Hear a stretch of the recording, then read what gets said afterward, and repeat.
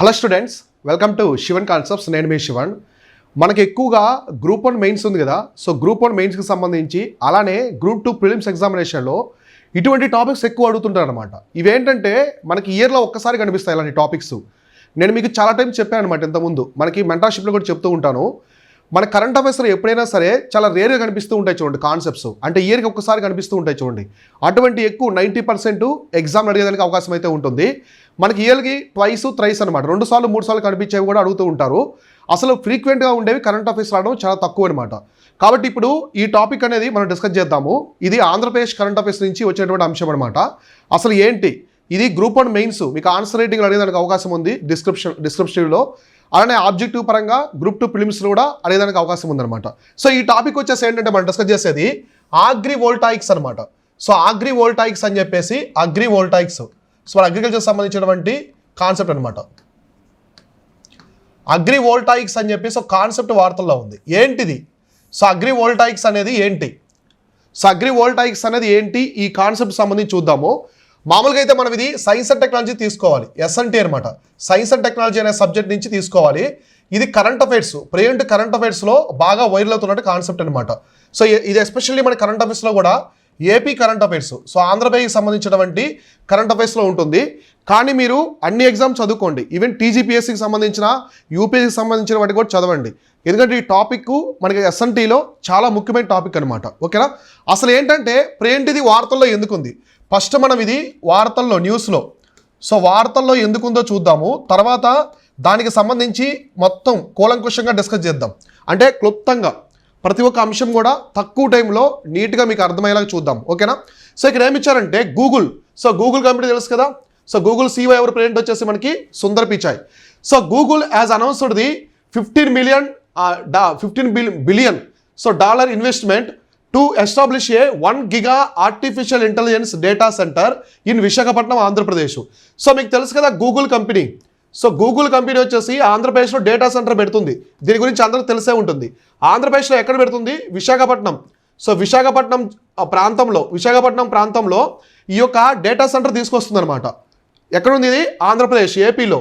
కాబట్టి ఇక్కడ వీళ్ళు ఎంత ఇన్వెస్ట్ చేస్తున్నారంటే $15 బిలియన్ అనమాట. $15 బిలియన్, అంటే చాలా పెద్ద ఇన్వెస్ట్మెంటు. మనకి రాష్ట్రాలకు వచ్చే ఇన్వెస్ట్మెంట్స్లో చాలా పెద్ద ఇన్వెస్ట్మెంట్గా మనం చెప్పుకోవచ్చు అనమాట. కాబట్టి $15 బిలియన్ ఇన్వెస్ట్మెంట్ పెట్టి వీళ్ళు ఏం చేస్తున్నారు? 1 గిగావాట్స్ అనమాట. 1 గిగావాట్స్ ఏఐ డేటా సెంటర్, ఇది ఆర్టిఫిషియల్ ఇంటెలిజెన్స్ డేటా సెంటర్, అంటే కృత్రిమ మేధస్సు డేటా సెంటర్ అనమాట. డేటా స్టోరేజ్ చేస్తూ అంతా ఉంటాయి కదా, దానికి సంబంధించి తీసుకొస్తున్నారు అనమాట ఆంధ్రప్రదేశ్లో. అందువల్ల ఈ కాన్సెప్ట్ వార్తల్లోకి వచ్చింది. సరే, ఇప్పుడు గూగుల్ వాళ్ళు ఆంధ్రప్రదేశ్లో డేటా సెంటర్ పెడుతున్నారు, సరే అంతవరకు ఓకే. మరి ఈ యొక్క అగ్రివోల్టాయిక్స్కి గూగుల్ డేటా సెంటర్కి మధ్య సంబంధం ఏంటి అనేది ఇంపార్టెంట్ ఇక్కడ. సో నెక్స్ట్ వన్ ఇక్కడ ఏం చెప్పారంటే a data centers requires enormous amounts of electricity to power servers, cooling systems and digital infrastructure. ఇప్పుడు డేటా సెంటర్ అన్నారు. సో డేటా సెంటర్ అంటే ఊరికే పెట్టేస్తారా, లేదా ఏదైనా బిల్డింగ్లా కట్టేస్తారా? అలా కాదు. ఖచ్చితంగా డేటా సెంటర్కి చాలా కావాలి. అందులో ప్రధానంగా ఏం చెప్పారు? ఎనార్మస్ అమౌంట్ ఆఫ్ ఎలక్ట్రిసిటీ, ఒకటి విద్యుత్ కావాలి. సో ఒకటి వచ్చేసి విద్యుత్ కావాలి. సో ఇంకోటి ఏం చెప్పారు? కూలింగ్ సిస్టమ్స్ కావాలి. అంటే అవన్నీ కూడా కూలింగ్ అవ్వాలి కదా. సో కూలింగ్ అవ్వాలంటే కూలింగ్ వ్యవస్థలు ఉంటాయన్నమాట. సో డేటా సెంటర్లో చాలా హీట్ ప్రొడ్యూస్ చేస్తాయి అవి. సో కూలింగ్ వ్యవస్థలు ఉంటాయి, వాటిని కూల్ చేయాలి. Next digital infrastructure. సో మనకి డిజిటల్ ఇన్ఫ్రాస్ట్రక్చర్ కూడా కావాలన్నమాట. డిజిటల్ ఇన్ఫ్రాస్ట్రక్చర్ అంటే చాలా వస్తువులు కూడా, సో డిజిటలైజేషన్కి సంబంధించినటువంటి చాలా వస్తువులు, ఎక్విప్మెంట్స్ కావాలన్నమాట. ఇలా 3 వ్యవస్థలు ఇంత పెద్ద మొత్తంలో కావాలి. అంటే వీళ్ళకి ఓవరాల్గా మనకి ఏమర్థమవుతుంది దీన్ని బట్టి? విద్యుత్ అనమాట. సో విద్యుత్ అనేది చాలా కావాలి, కూలింగ్ సిస్టమ్స్ అన్ని రన్ అవ్వాలి. డేటా సెంటర్ అనేది ఒక్కసారిగా వర్కౌట్ అయితే వైబ్రేషన్ వస్తుందన్నమాట. ఆ చుట్టుపక్కల ప్రాంతాల్లో కూడా వైబ్రేషన్ అనేది వస్తుంది. అందుకే చాలా దేశాలు డేటా సెంటర్ని యాక్సెప్ట్ చేయట్లేదు. చాలా వాటర్ తీసుకుంటాయి, అవి వాటర్ని ఎక్కువగా ఉపయోగించుకుంటాయి. అంటే మనకి నీటి వినియోగం ఎక్కువగా ఉంటుంది, హీట్ కూడా ఎక్కువ ప్రొడ్యూస్ చేస్తాయి అనమాట. విపరీతమైనటువంటి వేడి వస్తుంది, వాటర్ ఎక్కువ ఉపయోగించుకుంటాయి. ఆ చుట్టుపక్కల ప్రాంతాల్లో కొంచెం వైబ్రేట్స్ కూడా అవుతాయి అనమాట. సో నేల కూడా వైబ్రేట్ అవుతుంది. సో అందువల్ల చాలా దేశాలు వాటిని యాక్సెప్ట్ చేయట్లేదు డేటా సెంటర్. అయినప్పటికీ కూడా అయితే మన ఆంధ్రప్రదేశ్కి మాత్రం ఇది ఒక ఇన్వెస్ట్మెంట్లా వచ్చిందనమాట. సో దీని మీద చాలా వాదనలు ఉన్నాయి. కొంతమంది దీనివల్ల ప్రమాదం ఉందని చెప్తున్నారు. సో కొంతమంది లేదు, ఇది చాలా మంచిదేను, పెద్ద ఇన్వెస్ట్మెంట్ అని చెప్తున్నారు. ఇలా రకరకాల వాదనలు ఉన్నాయి. అవి పక్కన పెట్టేస్తే ఇప్పుడు డేటా సెంటర్ రన్ అవ్వాలంటే విద్యుత్ ఉండాలి, కూలింగ్ వ్యవస్థలు ఉండాలి, డిజిటల్ ఇన్ఫ్రాస్ట్రక్చర్ ఉండాలి. ఎక్కడ పెడుతున్నారు? ఆంధ్రప్రదేశ్లోని విశాఖపట్నంలో ఎంతంట 1 gigawatt. So 1 gigawatt AI data centre అనేది పెడుతున్నారు. ఎవరు? గూగుల్ సంస్థ వాళ్ళు. ఇప్పుడు అగ్రివోల్టాయిక్స్ అనేది ఇక్కడ ఎందుకు వచ్చింది? సో ఇప్పుడు గూగుల్ వాళ్ళు ఏం చేశారంటే, ఇప్పుడు మేము పెట్టే డేటా సెంటర్కి చాలా పెద్ద మొత్తంలో విద్యుత్ శక్తి కావాలి. సో మీరు ఇచ్చే విద్యుత్ కాకుండా దాన్ని కొంచెం మోడర్న్ స్టైల్లో విద్యుత్ అనేది ప్రొడ్యూస్ చేద్దామని చెప్పేసి వీళ్ళు ఏం చేశారంటే ఈ కాన్సెప్ట్ని తీసుకొచ్చారు. ఏ కాన్సెప్టు? అగ్రివోల్టాయిక్స్ అనే కాన్సెప్ట్ తీసుకొచ్చారు అనమాట. ఈ కాన్సెప్ట్ ఏంటంటే ఇక్కడ చూడండి, పొలాల్లోనే వీళ్ళు ఏం చేస్తారంటే, పొలాలు ఉంటాయి కదా పంటలు, ఆ పంటలకు మధ్యలోనే సోలార్ ప్యానల్స్ వేస్తారనమాట. సోలార్ ప్యానల్స్ అనేవి వేసి వాటి ద్వారా మనకి ఫోటోవాల్టిక్ అంటాం చూడండి, ఫోటోవాల్టిక్ ప్లేట్స్ ద్వారా సోలార్ విద్యుత్ మనము ఉత్పత్తి చేస్తాం కదా, అటువంటి ప్లేట్స్ అన్నీ కూడా సోలార్ ప్లేట్స్ అని ఇక్కడ పెట్టి మీకు పంటలు పండుతాయి, అలానే సోలార్ విద్యుత్ శక్తి కూడా వస్తుంది. ఇక్కడ ఎక్స్ట్రా విద్యుత్ శక్తి అనేది ఉత్పత్తి అవుతుంది కాబట్టి అది మేము ఉపయోగించుకుంటామని చెప్పేసి వీళ్ళు చెప్పారనమాట. అందువలనే ఈ కాన్సెప్ట్ అనేది వార్తల్లోకి వచ్చింది. ఇప్పుడు మనం చూద్దాం అసలు అగ్రివోల్టాయిక్స్ అనే కాన్సెప్ట్ ఏంటి, దానికి సంబంధించి మెయిన్స్ పరంగా, డిస్క్రిప్టివ్ పరంగా కావచ్చు లేదా ఆబ్జెక్టివ్ పరంగా ఎలాంటి క్వశ్చన్స్ అడుగుతారు ఎగ్జామినేషన్లో. సో ఇక్కడ మీరు చూడండి, it is a land use system in the agriculture activities, solar power generation carried out simultaneously. ఇక్కడ వీళ్ళు ఏం చెప్తున్నారంటే, ఈ అగ్రివోల్టాయిక్స్ వల్ల 2 ఉపయోగాలు ఉంటాయి ఎట్ ఏ టైం అనమాట. ఒకటి, పంటలు పండించుకోవచ్చు, మీరు పంటలు ఎలా ఉంటాయి అలానే పండించుకోండి. ఇంకోటి ఏమన్నారు, సోలార్ పవర్ అనమాట, అంటే సౌర విద్యుత్తుని కూడా ఉత్పత్తి చేయొచ్చు. అంటే ఒకే పొలంలో మీరు పంటలు పండించుకోవచ్చు, సౌర విద్యుత్తుని కూడా ఉత్పత్తి చేయొచ్చు అనమాట. సో ఇప్పుడు ఇది ల్యాండ్ అనుకోండి, ఇది ల్యాండ్, సో ఇది పంటలు, ఇక్కడ పంటలు ఉన్నాయి, ఇక్కడ కూడా పంటలు ఉన్నాయి, ఇలా ఉన్నాయనుకోండి పంటలు, సో ఇలా ఉన్నాయి పంటలు. సో వీళ్ళు ఏం చేస్తారంటే మధ్యలో ఈ సోలార్ ప్లేట్స్ పెడతారు అనమాట. ఇందాక ఇమేజ్లో చూపించారు కదా, సో ఇలా సోలార్ ప్లేట్స్ అనేవి పెడతారు. ఈ సోలార్ ప్లేట్స్ అనేవి పెట్టి ఇక్కడ విద్యుత్ శక్తి అయితే తీసుకొస్తారు అనమాట. కాబట్టి ఇలా, సో ఈ విధంగా తీసుకొస్తారు. అంటే ఇక్కడ పంటలు పండుతున్నాయి, సోలార్ విద్యుత్ వస్తుంది. కాబట్టి మీ పంటలు మీయే పండుతాయి, మధ్యలో మేము ఈ సోలార్ ప్లేట్స్ పెట్టి విద్యుత్ శక్తిని కూడా ఉత్పత్తి చేస్తామని చెప్పారనమాట. సో అర్థమైందా? అంటే ఈ అగ్రివోల్టాయిక్స్ కాన్సెప్ట్ ఏంటంటే ఎట్ ఏ టైం ఒకేసారి ఒకే స్థలంలో పంటలు పండుతాయి, అలానే సోలార్ విద్యుత్ శక్తి కూడా ఉత్పత్తి అవుతుంది అనమాట. అది అగ్రివోల్టాయిక్స్. తర్వాత అండర్ ది సిస్టమ్, ఈ సిస్టంలో solar panels are installed at the height of the about 10 to 12 feets అనమాట. ఎత్తు మరి పొలానికి ఎంత ఎత్తులో ఉంటాయంటే ఈ సోలార్ ఫీట్స్ అనేవి 10 నుంచి 12 అడుగులు అంట. అంటే భూమి నుంచి 10 నుంచి 12 అడుగుల ఎత్తులో ఈ యొక్క సోలార్ ప్యానల్స్ అయితే ఉంటాయన్నమాట. ఇప్పుడు మనం పెట్టుకున్నాం కదా పొలానికి మధ్యలో ఉన్న సోలార్ ప్యానల్స్ అనేవి, అవి ఇంత హైట్లో ఉండవు, చాలా హైట్లో ఉంటాయి. అంటే మనకి ఆల్మోస్ట్ 10 నుంచి 12 అడుగుల ఎత్తులో ఉంటాయన్నమాట ఏవి సోలార్ ప్యానల్స్. అనే అలవింగ్ ఈ farming activities to continue beneath the earth. సరే ఇప్పుడు ఇక్కడ పొలం ఉంది, సోలార్ ప్యానల్ పెట్టారు. సో ఇక్కడ వచ్చేసి సోలార్ ప్యానల్ పెట్టారు. సో ఇది వచ్చేసి సోలార్ ప్యానల్ అనమాట. సో ఇది solar panel. So solar panel ఇలా ఉంటుంది కదా, సో ఇది చాలా ఎత్తులో ఉంటుంది అనమాట సోలార్ ప్యానల్ అనేది. కింద పంట ఉంటుంది.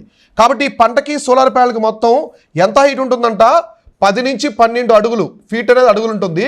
సో దీనివల్ల పంటకి ఎలాంటి నష్టం ఉండదు, పంట అయితే పెరుగుతుంది, అలానే మనకి సోలార్ విద్యుత్ కూడా వస్తుందని చెప్పేసి వీళ్ళు చెప్తున్నారనమాట. ఇప్పుడు చిన్న పంటలు ఉంటాయి, కంది పంట ఉంది, అది మ్యాక్సిమం అంటే మనకి 5 to 6 ఫీట్స్ వరకే పెరుగుతాయి అనమాట. సో తర్వాత పెరగవు, అటువంటి పంటలు కావచ్చు. ఇలా వాళ్ళు ఏం చెప్తున్నారంటే మీ పంటలకు ఎటువంటి హాని ఉండదు, అలానే మాకు విద్యుత్ శక్తి ఉత్పత్తి అవుతుంది.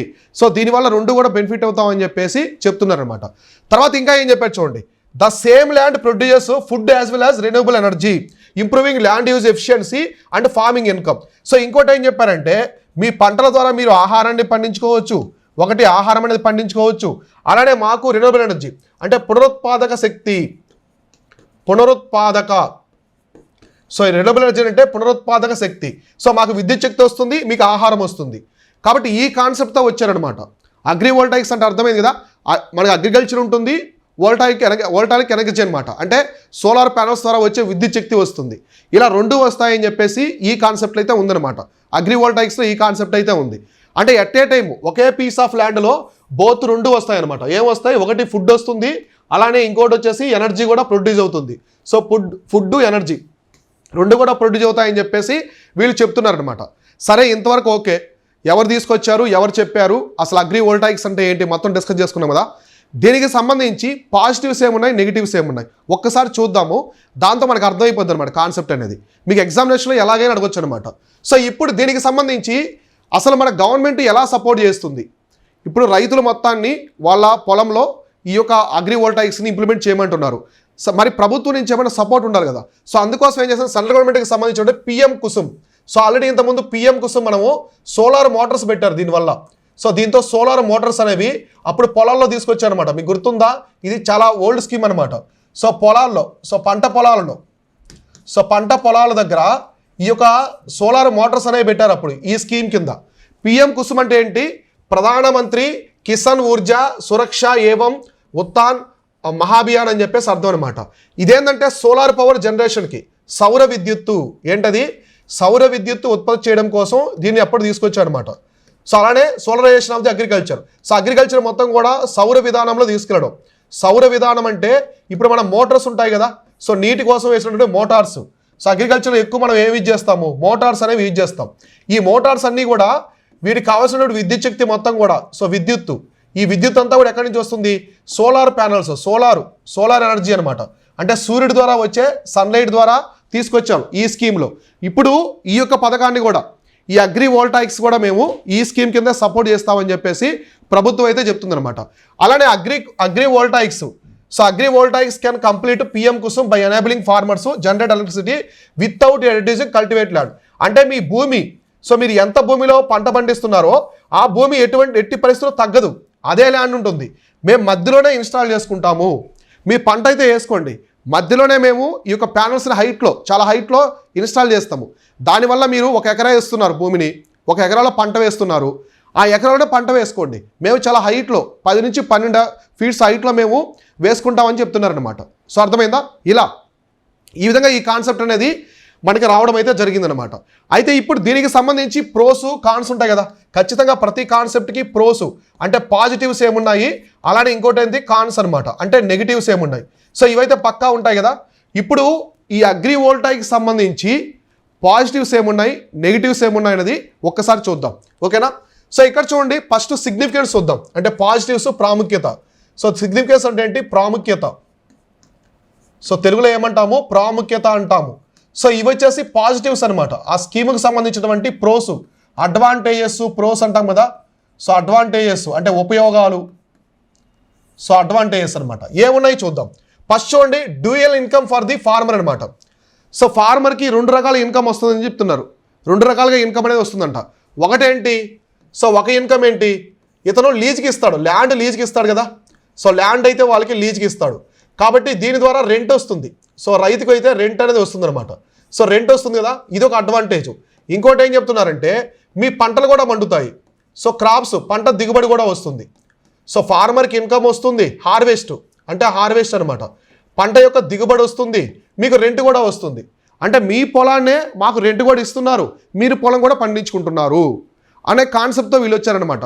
కాబట్టి ఇది ఒక డబుల్ ఇన్కమ్, ఫార్మర్కి 2 రకాల ఇన్కమ్ అనేది వస్తుందని చెప్పారు. ఇంకోటి మైక్రో క్లైమేట్ బెనిఫిట్స్ అనమాట. సో దీనివల్ల మనకి ఎవాపరేషన్ అనమాట. సో ఎవాపరేషన్ అంటాం కదా, ఎవాపరేషన్ అంటే నీరు ఆవిరైపోకుండా, సో నీరు ఎక్కువగా ఆవిరైపోకుండా ఉంటుంది. అదే ఇప్పుడు పైన ప్లేట్స్ ఉన్నాయి కదా, ఇప్పుడు భూమి మీద పంటలకి నీళ్లు పోసారు, డైరెక్ట్గా సన్లైట్ పడింది అనుకోండి, నీరంతా కూడా ఆవిరైపోతుంది ఎక్కువ, అంటే నేలలోకి పోయే నీరు కంటే కూడా ఎక్కువ ఎండ వల్ల ఆవిరైపోతుంది. ఇప్పుడు మేము పైన వచ్చేసి ప్లేట్స్ పెడుతున్నాం, ఏం చేస్తున్నాం, ప్లేట్స్ పెడుతున్నాం. సో దీనివల్ల మీరు నీటి యొక్క ఆ రిటెన్షన్ అంటారు చూడండి, అంటే నీరు ఎక్కువగా వేస్ట్ అవ్వకుండా భూమిలోనే ఉంటుందని చెప్పేసి కూడా చెప్పారు. చాలా లాంగ్ అవర్స్ నీళ్ళు ఉంటాయని చెప్పేసి కూడా వీళ్ళైతే చెప్తున్నారనమాట. నెక్స్ట్ ల్యాండ్ యూజ్ ఎఫిషియన్సీ, మీరు ల్యాండ్ 2 రకాలుగా ఉపయోగించుకుంటారు, క్రాప్స్కి ఉపయోగించుకుంటారు, ఇలానే విద్యుత్ శక్తి కూడా అంటే ఎనర్జీని ప్రొడ్యూస్ చేసే విధంగా ఉపయోగించుకుంటారు. అంటే చిన్న ల్యాండ్లోనే 2 అవసరాలు తీర్చుకుంటున్నాము, అంటే ఉన్నటువంటి భూమిలోనే పంటలు పండించుకుంటున్నారు, విద్యుత్ శక్తిని తీసుకొస్తున్నాం. అంటే తక్కువ భూమిలోనే మొత్తం ఎక్కువ అవుట్పుట్ని మనం తీసుకొస్తున్నాం, అంటే చిన్న ఇన్పుట్తోనే ఎక్కువ అవుట్పుట్ అనేది తెస్తున్నామని చెప్పారనమాట. ఇంకోటి alignment with the climate commitments అనమాట.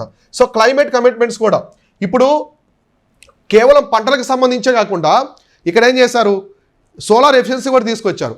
దీనివల్ల మనకి ఎటువంటి కాలుష్యం ఉండదు కదా. సో దీనివల్ల మనకి ఎటువంటి కాలుష్యం అంటే పొల్యూషన్ ఉండదు. మీకు సౌర విద్యుత్ వల్ల ఏమైనా పొల్యూషన్ ఉంటుందా, ఎయిర్ పొల్యూషన్ కావచ్చు, ల్యాండ్ పొల్యూషన్ ఏముండదు. సో సోలార్ విద్యుత్ వల్ల అంటే మనకి సోలార్ పవర్ వల్ల, సౌర విద్యుత్తు, సోలార్ ఎనర్జీ వల్ల ఎటువంటి కాలుష్యం అనేది మనకు ఉండదన్నమాట. కాబట్టి సౌరశక్తి అనేది స్వచ్ఛమైనది, సూర్యుని చేసే సౌరశక్తి అనేది చాలా స్వచ్ఛమైనది కాబట్టి ఎటువంటి హాని అనేది ఉండదని చెప్పేసి ఇక్కడ చెప్పారనమాట. ఇది ఒకటి. ఇవి వచ్చేసి పాజిటివ్స్, ఇక్కడ ఇవన్నీ కూడా పాజిటివ్స్. ఏది, రైతులకి డబుల్ ఇన్కమ్ వస్తుంది, మైక్రో క్లైమేట్ బెనిఫిట్స్ ఉంటాయి, సో ఎక్కువ వాటర్ వేస్ట్ కాకుండా ఉంటుంది, అండ్ ల్యాండ్ యూజ్ ఎఫిషియన్సీ, చిన్న భూమిలోనే 2 రకాల అవసరాలు తీరిపోతాయి. So the alignments with the climate conditions, commitments, అంటే మనకి ఎలాంటి పొల్యూషన్ అనేది రాదు. కాబట్టి మన ఇండియా కూడా ఏం చెప్పింది, 2050 కల్లా మనము net zero, so net zero ఎమిషన్స్కి వెళ్ళాలని చెప్పేసి కూడా మన వాళ్ళు టార్గెట్ పెట్టుకొని ఉన్నారు. సో అది కూడా రీచ్ అవుతుందని చెప్పి చెప్పారనమాట. కాబట్టి ఇవన్నీ పాజిటివ్స్, వాళ్ళు చెప్తున్న పాజిటివ్స్. నిజానికి దాని వెనక ఉన్నటువంటి డార్క్ నెగిటివ్స్ ఏమున్నాయి. సో నెగిటివ్స్ ఏమున్నాయి ఇప్పుడు చూద్దాం. ఇవి ఛాలెంజెస్ అనమాట, అంటే సమస్యలు. అవి ఆగ్రో, సో మనకి ఆగ్రో వాటి వల్ల వచ్చినటువంటి సమస్యలు, ఆగ్రో వోల్టాయిక్స్ వల్ల వచ్చే సమస్యలు ఏమున్నాయి. ఒకటి హై క్యాపిటల్ కాస్ట్ అనమాట. ఈ సౌర విద్యుత్ ఇవన్నీ తీసుకోవడం అనేది చాలా ఖర్చుతో కూడుకున్నది. సో చాలా ఖర్చుతో కూడుకున్నది ఆ కంపెనీ కూడా. సో చాలా ఖర్చుతో ఉన్నటువంటి ఒక విధానం అనమాట ఇది. సో చాలా ఖర్చు అవుతుంది దీనికి. సో చాలా ఖర్చు అయితే అవుతుంది. అది రైతుకు కావచ్చు, వాళ్ళకి కావచ్చు. రైతుకు కాదు, మిగతా వాళ్ళకి అనమాట. ఆ కంపెనీ ఇప్పుడు గూగుల్లో పెడుతున్నారు. సో గూగుల్ ఇన్స్టాల్ చేసి ఆ సోలార్ ప్యానల్స్ వాటికి కూడా చాలా ఎఫిషియన్స్ అవుతుంది. మామూలుగా మనం సోలారు ప్లేట్స్ పెట్టేదానికంటే కూడా ఈ అగ్రి వోల్టాయిక్స్లో ఖర్చు డబుల్ ఉంటుంది అనమాట, చాలా ఎక్కువగా ఉంటుంది. ఇది ఒకటి. ఇంకోటి చూడండి, constraints on the crop selection. ఇక్కడ పంటలు మరి మీరు వేసే పంటలను బట్టి ఉండాలి. పంటలు అన్ని పంటలు కూడా ఇక్కడ పండవు, కేవలం కొన్ని పంటలు మాత్రమే పండుతాయి. ఇప్పుడు మీరు వరి నాటారు అనుకోండి, కొన్ని సూర్యకాంతి కావాలి పంటలకి, సూర్యకాంతి సరిగా పడలేదనుకోండి పంట మొత్తం కూడా నాశనం అయిపోతుంది. అవునే కదా? అంటే ఇప్పుడు ఈ ప్లేట్స్ పెట్టడం వల్ల ఏమవుతుంది, నీడ పడుతుంది, మనకు ఎక్కువ షాడో పడుతుంది కదా, షాడో ఏమంటాము, షాడో అంటాం. ఈ షాడో పడ్డప్పుడు కొన్ని పంటలు పండవన్నమాట. కాబట్టి షాడో పడినా కూడా పడకుండా పండే పంటలు కొన్ని ఉంటాయన్నమాట. సో అర్థమైంది. ఇప్పుడు మనకి పసుపు, అల్లం ఇలా ఉంటాయి చూడండి, అవి భూమి లోపల నుంచి వస్తాయి.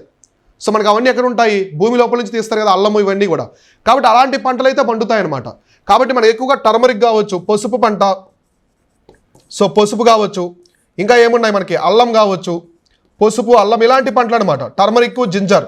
సో ఏంటి, టర్మరిక్, ఇంకోటి వచ్చేసి జింజర్ అనమాట. ఇలాంటివి అయితే పండుతాయి. ఇంకా మనకి పొటాటో కావచ్చు, ఇలాంటి పంటలు అయితే భూమి లోపల కాబట్టి పండుతాయి. అదే మనకి సూర్యకాంతి ఎక్కువ కావాలనుకో పంటకి పెరగడానికి, అటువంటి పంటలు ఇక్కడ పండవన్నమాట. కాబట్టి రైతు చాలా జాగ్రత్తగా వేయాలి పంట. అన్ని పంటలు పండవు. ఇప్పుడు రైతుకి ఇక్కడ స్వేచ్ఛ లేదు, ఖచ్చితంగా దానికి తగ్గట్టుగానే పంట వేసుకోవాలి. ఇంతకుముందు వేరే పంట వేసుకున్నాడు, దానికి సూర్యకాంతి అవసరం బాగా, ఆ పంట అయితే పండిపోతుంది ఇంతకుముందు. ఇప్పుడు అలా కాదు కదా, వీళ్ళు 10 నుంచి 12 అడుగుల ఎత్తులో ప్లేట్స్ పెడుతున్నారు, సోలార్ ప్లేట్స్ పెడుతున్నారు. ఖచ్చితంగా ఆ ప్లేట్స్ కింద నీడలో పండే పంట మాత్రం వేసుకోవాలి. కాబట్టి ఇక్కడ రైతుకి 50% స్వేచ్ఛ అనేది కోల్పోయాడు. అవునా కదా? అదొకటి. ఇంకో చూడండి, issues of the land tenure farmers consent. ఇక్కడ అగ్రిమెంట్లు అనమాట. ఈ అగ్రిమెంట్ల దగ్గర రైతులు చాలామంది మోసపోతారు. సో మొదట ఒక మాట చెప్తారు, తర్వాత వేరే మాటలు చెప్తారు. ఈ అగ్రిమెంట్ అనమాట. సో మీకు ఇన్ని సంవత్సరాలు ఇంత డబ్బు అనేది ఇస్తామంటారు, మధ్యలో వాళ్ళకి కొంత డబ్బు అనేది ఇవ్వకుండా రైతుల్ని ఇలా చేస్తారన్నమాట. కాబట్టి రైతుల దగ్గర నుంచి అంగీకారం తీసుకోవాలి, 100% అంగీకారం తీసుకోవాలి. అక్కడ గ్రామ సభలు పెట్టుకోవాలి, అందరూ ఓకే అంటేనే దాన్ని ముందుకెళ్ళాలి. అలానే వాళ్ళకి అగ్రిమెంట్లో ఏం చెప్పారు అవే ఇవ్వాలి. ఇప్పుడు 10 సంవత్సరాలకి ఇంత మొత్తంలో డబ్బు ఇస్తామని చెప్పారు కంపెన్సేషను, వాళ్ళు అదే ఇవ్వాలి. మధ్యలో మళ్ళీ మాకు లాస్ వచ్చిందని చెప్పేసి మేము అంత ఇవ్వలేమని చెప్తే అది ప్రాబ్లం అవుతుంది అనమాట. కాబట్టి ఫార్మర్స్ యొక్క అగ్రిమెంట్ కూడా చాలా క్లియర్గా ఉండాలి. అటువంటివి కూడా సమస్యలు వచ్చే అవకాశం ఉందన్నమాట. రేపు అది పెట్టిన తర్వాత డ్యామేజెస్ అయ్యి సరిగా వాళ్ళు అనుకున్న అవుట్పుట్ రాలేదనుకోండి, మేము అంత కంపెన్సేషన్ ఇవ్వలేమంటే రైతు నష్టపోతాడు. ఎందుకంటే రైతు ఇష్టమైన పంట వేసుకోలేడు ఇప్పుడు. కాబట్టి ఇటువంటి అగ్రిమెంట్లో కూడా రైతుల యొక్క ఫార్మర్స్ కన్సెంట్, ల్యాండ్ టెన్యూరు, ఎన్ని సంవత్సరాలు తీసుకుంటున్నారు ఏంటని చెప్పేసి సమస్యలు తలెత్తే అవకాశం ఉందన్నమాట.